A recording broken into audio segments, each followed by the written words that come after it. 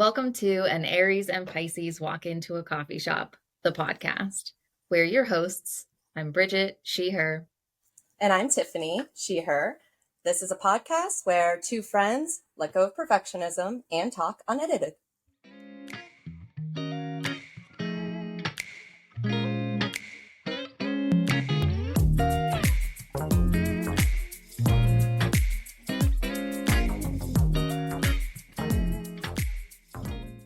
We're doing a really good job, just in case anyone was wondering. We are. I have been saying that to myself a lot, and it's in your voice in my head. Oh, that's so sweet. Oh, that's so sweet. I have really been telling myself, I'm doing a good job. Everything's okay. Everything's gonna be okay. Everything is okay. I'm doing a good job. I don't know that I believe it, but Yeah. I'm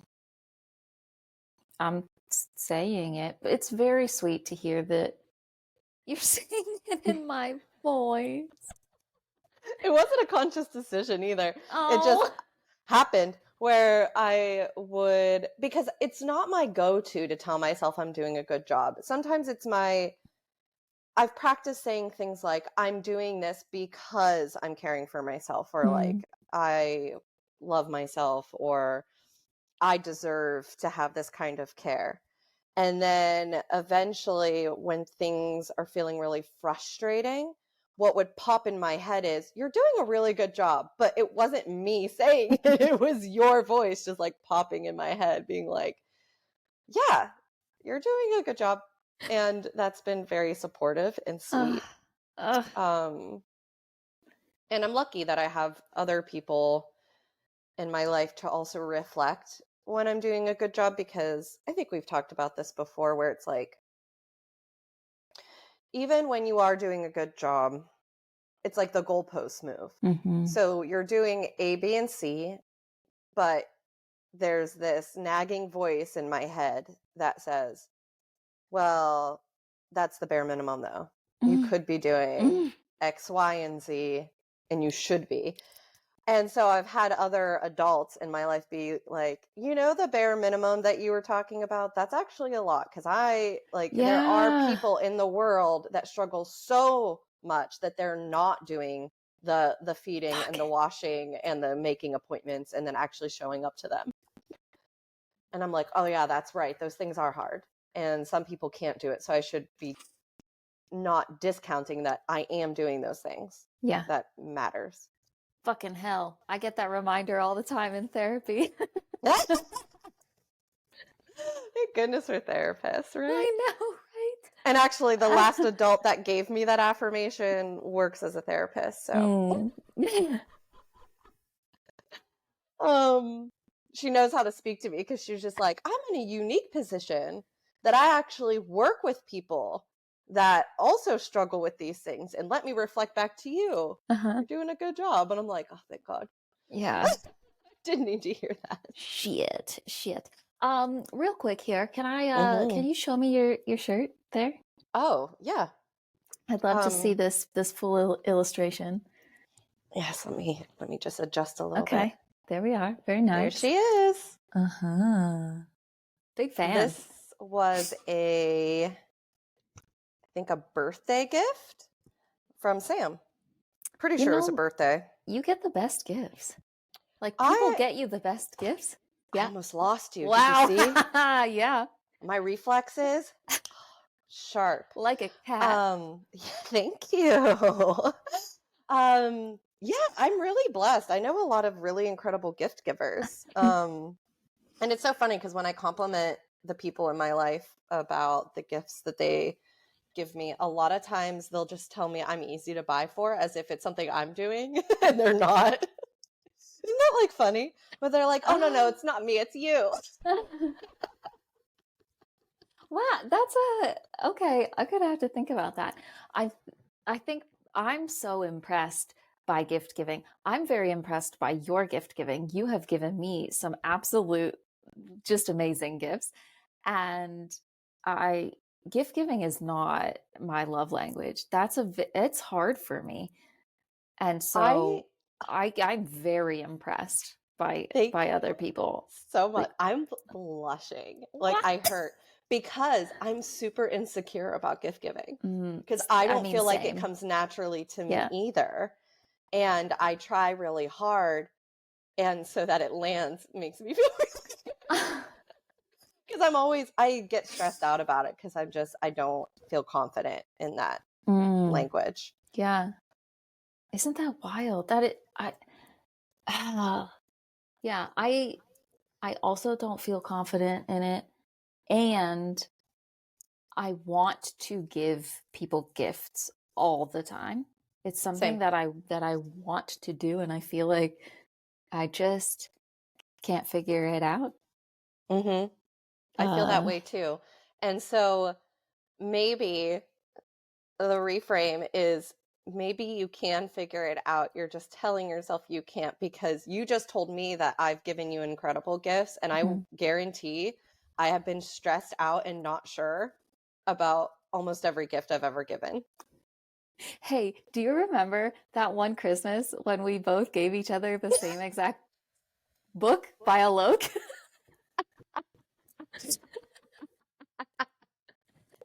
And you also got me fucking Queen Harvey lipstick?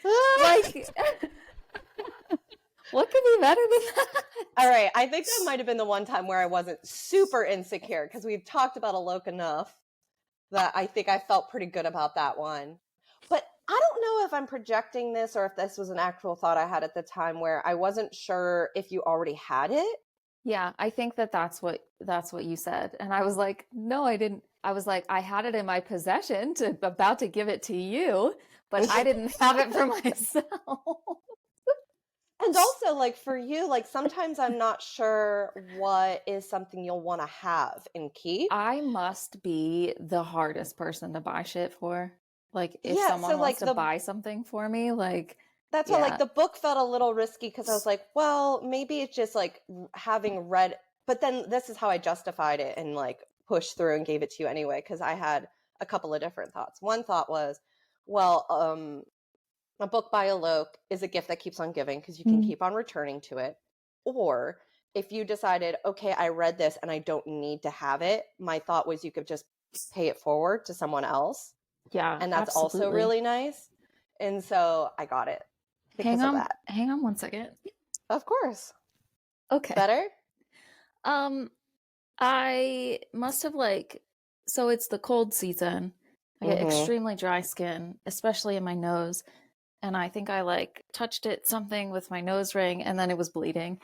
And then I was like, oh great, I have a black tissue. I can't tell if it is Yeah, I can't tell how bad or what's going on. I think I'm I'm okay. I'm sorry. also like this I'm in sorry. the winter. I cut right into that because I wasn't exactly sure what was gonna happen. What were you saying? I'm sorry. You don't have to apologize for having a body. That was just the realest thing that I don't think that's something that I ever that's something I would try to hide. Yeah, very relatable my whole life because I'm very prone to nosebleeds in my entire life. I have tried to hide, minimize, not talk about, be embarrassed by, apologize for. Yeah, it's happened to me, yes, my whole life too. Like in the middle of school, all over my science book. You just, great. It's so funny. As I was speaking, I have a visceral memory of when I was a kid. I don't know if your school did this when you were small and in those group formation desks. So there's 4 of you, with desks pushed together and you're looking at each other. Okay. And so then when you would take tests, they would have us put folders up around us to hide our papers to minimize any chance of a kid looking over and cheating because we're all at the same table.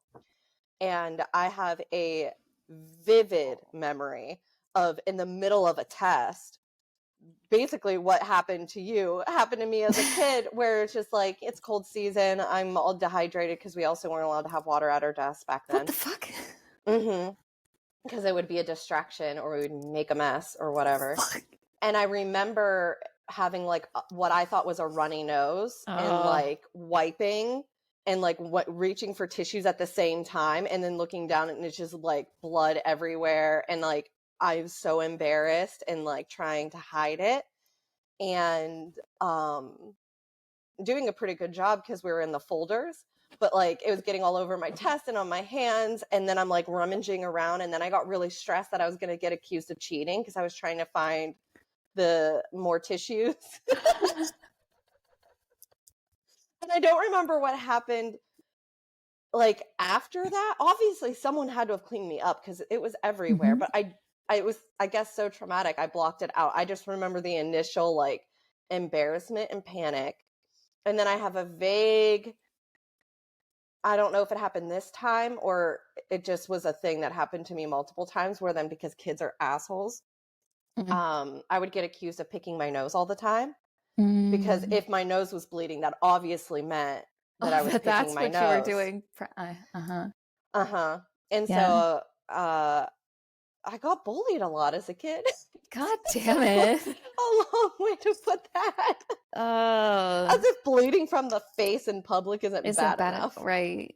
Isn't that terrible? Yeah, I always picked my nose, but I don't think that caused the bleeding. No, it's just... That was the completely, like, independent thing. Isn't that stupid? Just stupid shit that people make fun of people for. Just let them have their own body. That's it. It doesn't fucking matter. What does it matter if you pick your nose? Yeah. I pick it now. If there's something in there, I want to get it out. It's uncomfortable. Yeah, I've been finding, let me tell you the most beautiful thing. So again, apologizing for having a body. Like my whole life have had a hard time with just having one and then having it take up space and being in the world. And last night, I was out with a group of friends sitting at a table and there was a lot of us. So we were kind of like crammed around this table. And because of who I am as a person and the way I need to fidget and move around and sit, and these chairs weren't comfortable. And I just kept on moving and like, rearranging my legs. And at one point I got real comfortable, but like cross-legged on a chair. And my friend had, I think, went outside. And so when they came back to sit, they ended up not having a lot less space because I had now found the perfect position to be comfortable in, which is cross-legged hanging over my chair. And they were trying to like get comfortable and like bumped my leg and apologized. And I was like, oh, it's okay. I'm just taking up a lot of space. And as I started to like move and adjust, I almost lost you again. I really should just put this in a more secure, but I'm not going to. As I was about to move to like adjust to like give my friend more space, he looked over and he's like, girl, you deserve to take up space. Take all the space you need. And like shifted so I didn't. It's like, what? It touched me so deeply. And he just said it like so nonchalant and like no big deal. And I was just like, this is a profound moment in my life. To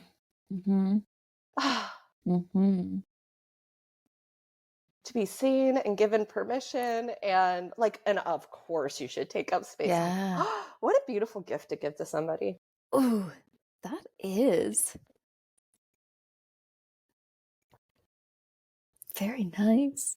I'm glad I really that like you the had people that. I'm getting to know. Yes, I love that for you so much. I'm a bit envious over here. I miss having that like a big group, I felt so it's like solitary, especially like from the pandemic and everything. And I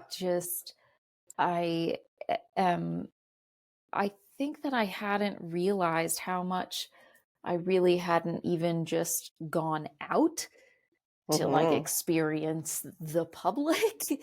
And yeah, and I'm just really missing like being able to do things. I was seeing everybody's Halloween pictures and everything yesterday, and I just really missed it. Like, I miss going out on Halloween and dressing up and having things to do. And I feel like I just haven't had things to do or people to do them with for a long time. And Yeah. it's like really hitting me now that Mm-hmm. I want that. I miss that. Mm. Yeah. Yeah, that makes a lot of sense. And I think for me, a big motivator to moving out of the suburbs and into the city was that feeling of I had to do so much preparation and energy expenditure to hang out with people that I really enjoyed Mm. that I was feeling really isolated in the suburbs. Like I could make the drive and I was making the drive, but it was just so draining and it's hard to do things with people in a more spontaneous way when you have to do that much preparation. And Mm-hmm. also, because people know that it's hard, they tend to not invite you as Mm. much, which makes sense. Mm-hmm. But also just made me feel like, well, I don't know. Like when I moved here, it was a little bit of a gamble because I didn't know if they weren't inviting me because of that specifically, Mm. or if it was just they didn't think about me. And Mm-hmm. like maybe I felt more about them than they felt about me. And one of the great gifts of taking that risk and moving out here is I'm finding out that that wasn't the case. Yay. It was just people didn't think to invite me on an impromptu outing on a weekday when they knew I had to drive an hour plus Right. sometimes to get there. Yeah, I guess that would, oh wow. Uh-huh. That would Is be it dawning like, on you? well, yeah, because I'm Yep. like, okay, if you're driving an hour away, that's like me driving to Pittsburgh to go out with Yeah. my friends. Mm-hmm. And now that's making like so much sense because I'm like, no, I'm not gonna do that on like a weeknight. Mm-hmm. And I think that, yeah, I haven't really pursued relationships out that way as much because that is so far away. But if I think about it in terms of time, Mm-hmm. that's what that would be like for me. Wow. Yeah. A lot of energy expenditure. Oh boy. Especially because it was unpredictable too, because since it took that long based on traffic, Mm-hmm. sometimes it could be shorter, most of the time it was longer. So like an hour is kind of the average, but like there's been times where the traffic was bad enough that it was like an hour and a half just to get to where I was going. And normally the going back home was better because it was later and the traffic wasn't as terrible. But yeah, just like being stuck in traffic and like all those cars and not not really knowing how long it was going to take. So stressful. No, thank you. I'm glad that you don't have to do that Me anymore. too. I had a really nice moment of getting to feel that in a deeper way. I went out last week, and one of my friends who does live in the suburbs was coming into the city to meet me.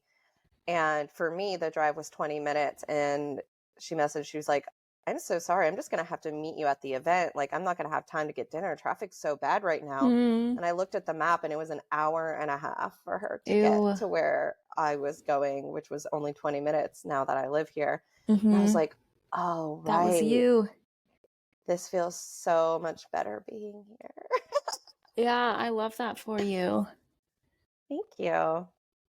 I'm ready to take my nose off. Yeah, having a body is really difficult under the best of circumstances. And as soon as the weather changes, Oh it my gets even God. harder. Yeah, I'm so ready to be in a warm, sunny place. Okay, so you had mentioned that, and I have a question for you Ask me all the about questions. I fucking love questions. warm, sunny. Yes. What? Because so we just went through our initial autumn and our Mm-hmm. spooky season, Mm-hmm. and Halloween was yesterday, and now it's Mm-hmm. like autumn, November, harvest time. I love this time period so much. because of what's happening outside. The leaf changes. I even like those first mornings where it starts getting like a little cold, which is weird for me to say because I have like struggles with the cold. Yeah. But there is something that's like exciting to me about witnessing things changing in the cycles. And I get just as excited in spring, like that first time you start actually being able to smell the dirt again and those little green buds. So like, as much as I complain about winter and I get really stressed out about having to travel on the roads when the weather's poor, when I think about living in a place where the change of seasons doesn't happen like that, I start getting anxious. Oh, And that's wow. why I don't think I could ever live somewhere like that. And so my question is, Yeah. what do you think about that? What do I think about that? I think that this is definitely something that I have heard from multiple people. It is okay, if you go and move to a place like that is warmer, etc., you're not going to have seasons in the same way. And especially from that is what I think a lot of people around here like to have is the seasons. And it, I think, didn't occur to me until I heard other people mentioning it. But then it got me thinking, like, okay, well, am I going to miss the seasons in this way? And my gut tells me absolutely not. Like, I'm ready for the motherfucking sunshine and for my body to be at like a more evenly regulated temperature. I know it's still going to shift and change. However, the the scale with which we're like -15 in the winter and like 89 in the summer, and then just the insane shifts in between. I would much rather be in a place that is from, like 50 to 80. Or like it just doesn't, I don't want these extremes. I'm just I'm just not interested anymore. And I also am acknowledging that I'm not going to fully be able to be like, yeah, I'm going to miss the seasons, or no, I'm not going to, until I experience it, because I've never experienced it any other way. I've always had the seasons. I mean, I guess like I don't know if like the closest would be that we would go to North Carolina almost every Christmas to visit family. Oh, sure. But that's like Charlotte. And it was still very cold down there in the winter. Like, you got to have a coat on or a jacket, depending on how cold it actually got. But I still do think like it's seasonal down there. Right. But it's not as drastic. Sure.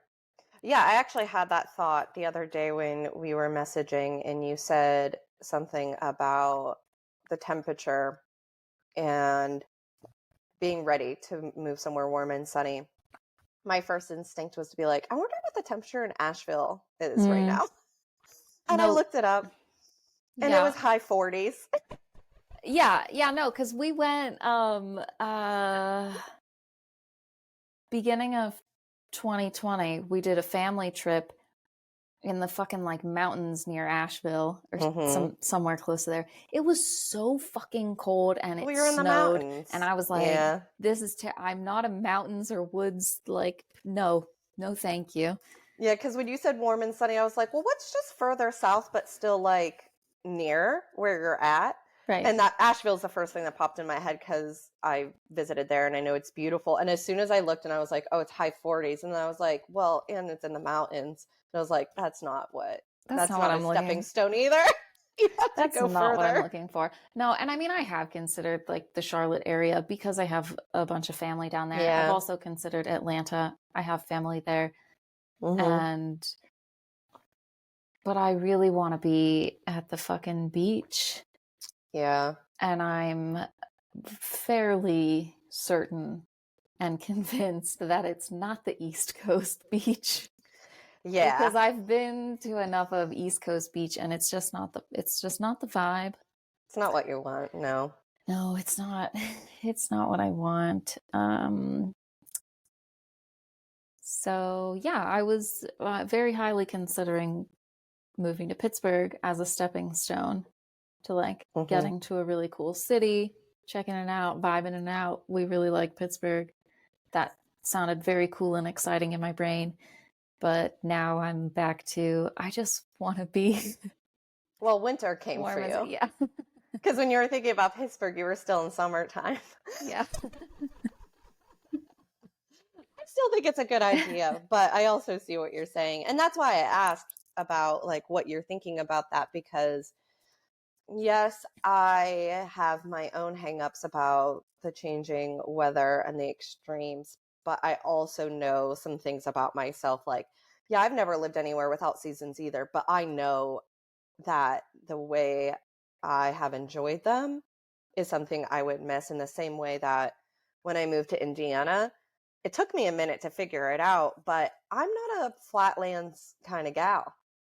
I don't Hmm. like living in the plains. Even Chicago's a little hard for me, but it's a little bit better.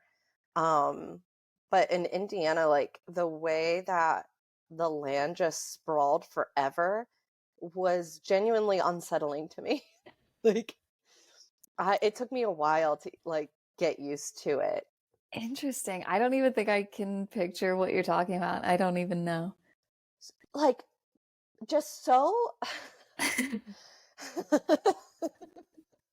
was just so flat and so spacious, which sounds nice. When you hear spacious, it sounds like it should be a good thing, but it was like unsettling in the sense of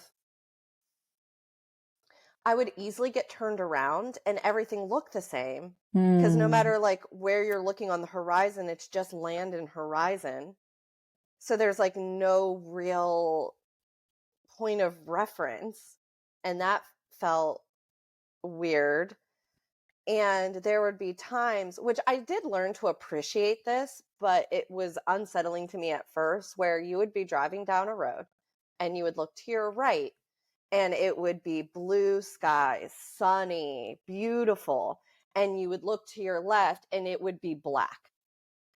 And it was just because, but it felt like it was like closing in on you on both sides, and it just felt really like strange. But it's just because there was so much space and nothing obstructing it and nothing stopping the weather from like sitting anywhere, that you could like watch the black storm coming in while it's sunny over there. It was just very bizarre. Also allowed for a lot of rainbows though, and that was cool. Okay. I feel like I remember you mentioning that before. Yeah, Yeah. Indiana gave me the most rainbows, which was really, really beautiful. So, like, I ended up learning to appreciate some of the things, but I never loved that. Like, I wouldn't want to ever just live somewhere that was that completely flat. Because at least with like where I live now, I could drive like a couple hours and be in like more of an interesting um environment, something with like hills, a little bit of like, incline, some elevation. But Indiana, you could literally just drive for hours and hours and hours, and there's just flat. That's just what it is. There's nowhere to go walking. That's not just flat. That's so weird. Yeah, like I'm not a prairie gal. I'm not about it. A prairie gal. Not Hmm. for me. Hmm. Yeah, I'd venture to say that's probably not for me either. Um, just gonna go out on a limb here. Well, yeah, there's no beaches nearby, that's for sure. Yeah. Although the Indiana Dunes were nice.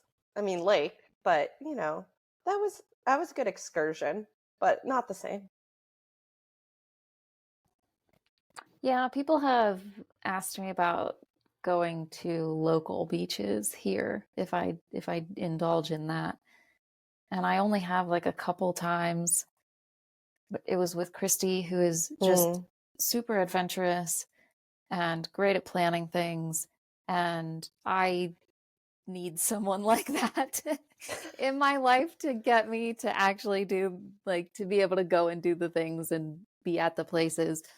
But those were still kind of far away, like an hour or something.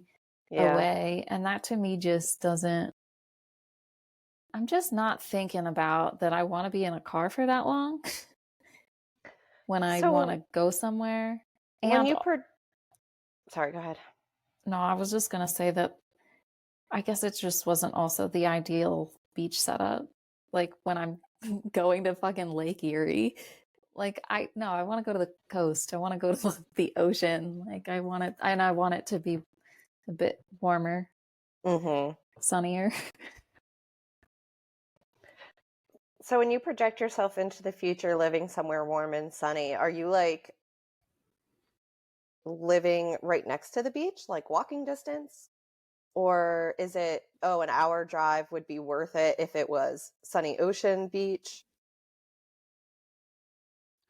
I can tell you what this future vision that I have visited many times. I'm Mm-hmm. not sure that I 100% understand it or if it fits, Mm-hmm.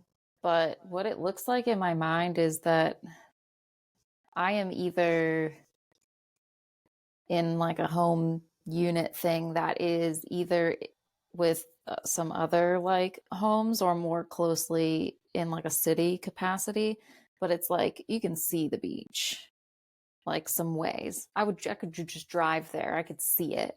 It's not, I'm not like walking there, Mm-hmm. but I'm certainly not driving an hour. Okay. So driving distance, but not an hour driving distance. Yeah, Okay. that would be cool. I agree. That would be really cool. It makes me think of, I mean, very different vibe because of location, but that book that we read, Wintering by, was it Catherine May?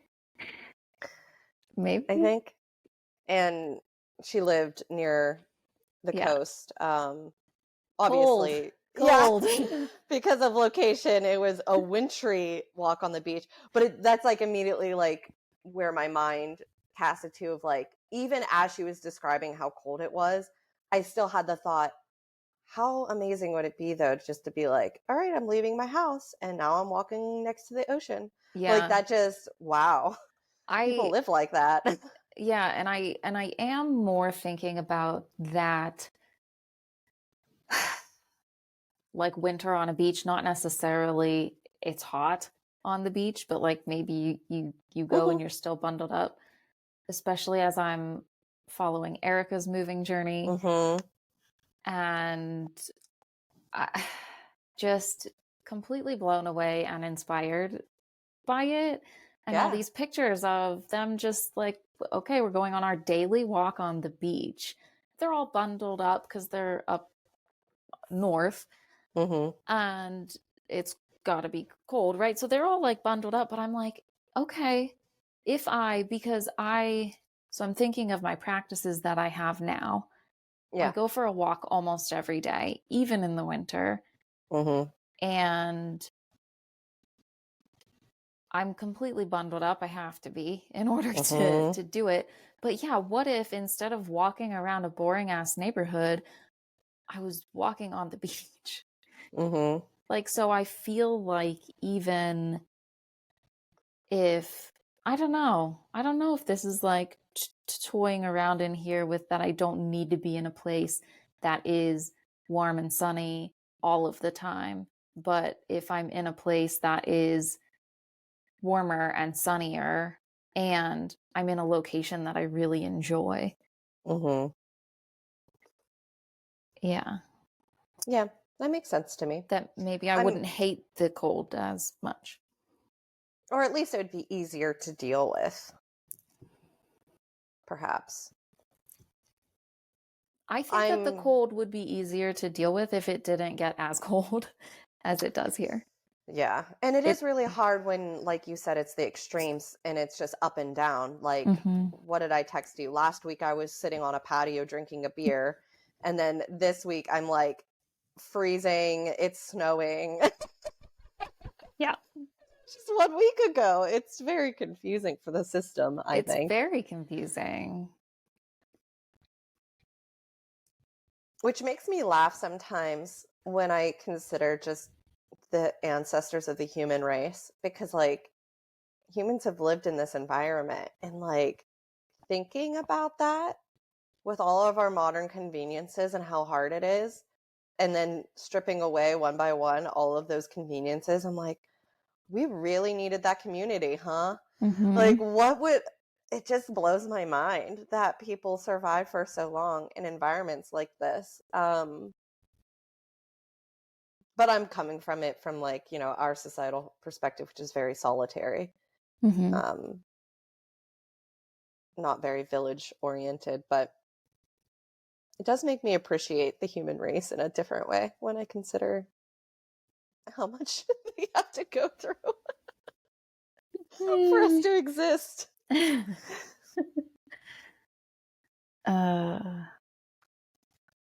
Yeah. Life's fucking crazy. This world is crazy. It's hard to live in. Yeah, it is. I've obviously been still deep in the considering ancestors work. I mean, Halloween has passed, but like I said before we started recording, I'm still very much in the mindset of the veil is thin and thinking about ancestors and that like death life cycles and the continuation, the spiral, if you will. I would be interested to hear if you want to share what sorts of things you are doing in that like practice, because I found myself not even knowing when Halloween was this year, of just like not paying attention. And then everybody's like, oh, the veil is thin, do ancestor work, all this stuff, and I'm just like, listen, I'm just trying to fucking get by here. Like, I don't know. And also I've never really done a bunch of ancestor work, just like some things here and there. So it is kind of fascinating to me to hear what other people are doing. For me, I've had a hard time with ancestor work because I felt very disconnected from a lot of my family. And when I look back at a lot of the ancestors that I know, very religious, very conservative, a lot of mental health issues. So like for me, I've had a hard time finding my way to it, because when I hear other people that like have a strong ancestral like practice, it's like they had a very wise grandmother that they admired and who taught them a bunch of stuff. And I'm like, I love my grandparents, but like I didn't have whatever that was. Right. I had a lot of love and care, but I also had a lot of like generational trauma and judgment. And so I had a hard time.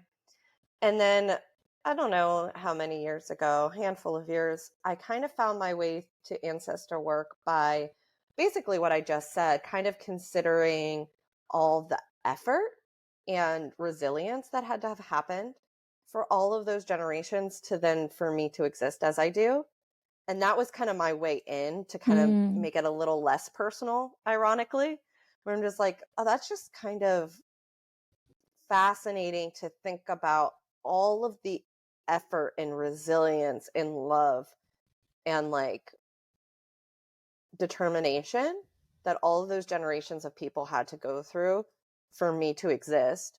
And one of the ways that I found really comforting to me to spend time with that was just to make recipes from my family.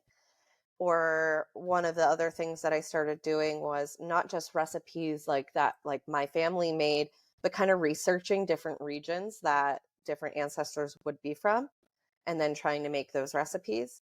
And a lot of like my family's comfort foods do come from like different regions of where our ancestors originally came from before they came to the States. So I've been making more of an effort around this time of year. And it's not always like on Halloween, but like end of October, beginning of November, I tend to like mindfully make a meal that came from my family background and just really consider this idea of we've made it and how kind of spectacularly inconceivable that is when you really think about everything that Yeah. has to go into existing. Right. And part of why I've had a hard time with ancestor work is this idea that I don't think a lot of my immediate ancestors, or not even immediate, further back, I mean, they're all like colonized and Christian, faiths, a lot of European history there. And I had this sense of, I don't know so much that my ancestors would be super proud of like Mm. their super queer polyamorous witch ancestor. Like, maybe in the bigger, grander scheme of things, sure. But like when I think of my ancestors and who they were as humans on the earth, I have a Right. really hard time being like, Connecting with them. yeah. Yeah. But when I'm cooking their recipes and making their food and thinking about them, seeing that we are still doing that, or how easy it is for me to do that. I go to the store and I buy some things and I come home and I'm using my electronics to like mash potatoes, for example. Mm-hmm. And like past ancestors would have had to toil in a field, dig up those potatoes themselves and like hand mash those after making a fire to boil it. And I'm just like, I wonder if they're just like, wow, what magic. Like, look how easy that mashed potato dish was for you. Like, we've done so much toiling, and now you get to do this easier so that I can focus on other things like dismantling capitalism and deconditioning that puritanical nonsense from Right. the way that I live. I think that's a very beautiful way of connecting with the food like that. And that also is making me giggle a little bit because I was at the grocery store last night and I looked at the cans of soup, which I haven't looked at in a really long time. But I noticed that Gardein, the meatless company, had a few soups, and one of them was a vegetable beef, like beefless, vegetarian one.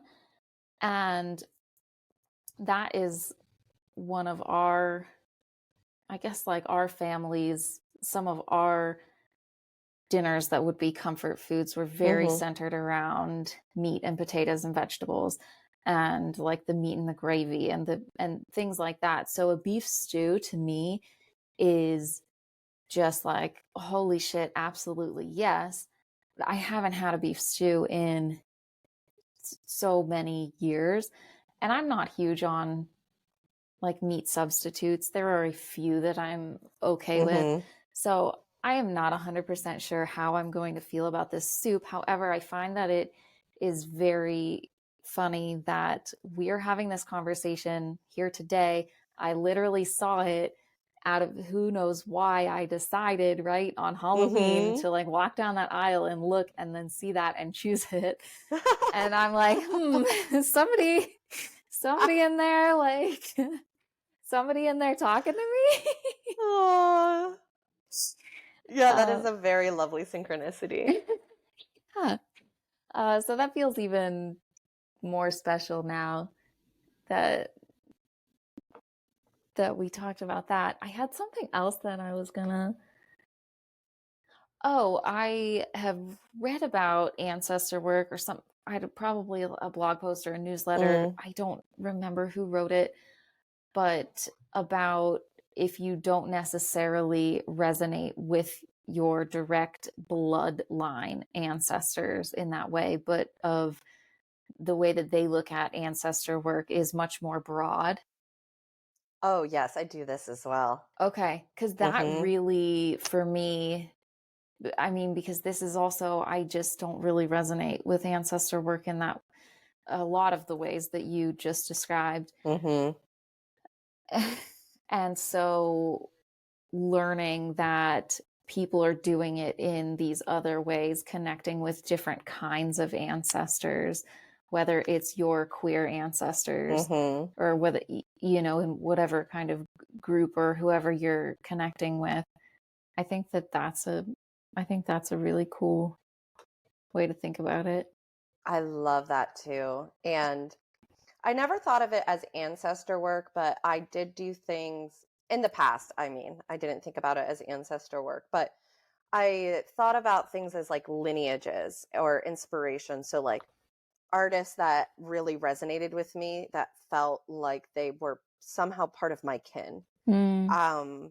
And then that, as I got older and realized how much queer history I just don't have because of how Mm-hmm. society is, I started learning more about queer history, and that also felt like being really reverent to generations that came before, even though they're not like blood related to me, have the lineage that I have, which whether that's like, you know, an artistic lean or queerness. And then I think it was a couple of years ago, Pam Grossman, who does the Witch Wave podcast, and her poet friend Janica Stuckey, they co-hosted a like workshop about ancestor work, and did like a whole presentation on like that broad definition of like you could set up your altar with anybody that resonates with you, musicians, artists, whatever. And that felt really cozy to me, especially as I started thinking about a couple of different things. One being just like chosen family and adopted Mm-hmm. families. Like, Mm-hmm. I have figures in my life that I'm not related to, but feel very nurturing and mothering, or like auntie vibes. Cause like I didn't have like aunt relationships growing up. Mm. I had aunts, but like not a relationship of one. Yeah. um, and that made it feel cozier to me. And then as I started thinking about it, my thought was, I can't be the only one in my lineage that had feelings like I do. Like in Mm. all the generations, I couldn't have been the only queer person in my lineage. Mm-hmm. So then when I started doing ancestor work, pulling like queer influences, then my thought was like, I'm doing this also for all the people in my direct lineage that didn't get to be able to be themselves, know themselves, or have words for what they Mm-hmm. were feeling and thinking. And I really like thinking about that. Like they get to live vicariously through me now, and I exist because they existed, and that feels really cozy to me. Oh, yeah, I love that. I love that a lot. And also bringing us back full circle, I'm just peeking through the space between my computer screens here, and my altar space is right there, and it's a double shelf. And on that second shelf, I have some things, and one of those things is Alok, is the book Oh. from you. And so I can see them looking at me right there, and I love that that is where I've chosen to keep that book. I don't, it's not something I reach and grab for a lot or often, but just occasionally. But it feels 100% right to be part Mm-hmm. of that space. So hearing you talk about like queer ancestors and learning more about queer history and connecting with that, I'm like, oh, this makes a lot of sense that I put a piece of art by someone like them in this space that's very important. And I also really love the idea that relating back to people in my bloodline, that yes, they probably felt this way, but Mm-hmm. they weren't able to express it. Mm-hmm. And isn't that beautiful to be that person who that can come through? Yeah, I'm very like, especially now, I think that as we're dismantling some things, like we get to express things that in the past would have been much harder. I mean, it's hard now, but just in a different way. But like I think about even just like a couple generations back, had one of my grandparents like really decided, oh, we're not Christian, how alienating and alone and like persecuted they would have been by their Mm. family and the community.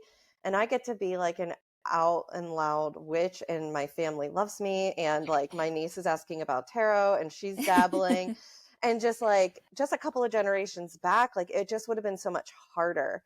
And it Mhm. just makes me think like there's just no way that in all of the history of my family there weren't any queer people or people that were like, I don't know about all this Christian stuff. Like, and if you keep on going back, eventually there wasn't Christianity. Right. And that's cool to think about, because I'm like, I wonder how they saw the world. And I wonder if I can go deep enough that maybe I can talk to those people Mhm. and find out how they were thinking and feeling about the world. And I wonder if it's very aligned or can open up avenues that I just haven't even been able to consider yet. That feels magic. I felt it. I felt it tingles down my legs. Yeah, I'm into that. Giving me some things to think about. That's why I like this time of year. Even as it gets colder and I get a little nervous, it does make me, well, I feel closer to death, I guess is what it is, which then makes me feel closer to spirit. And I really get grounded, I think, this time of year in a way Hmm. that it's harder for me to access other times of the year. Hmm. I want to chew on that. Mm. Okay.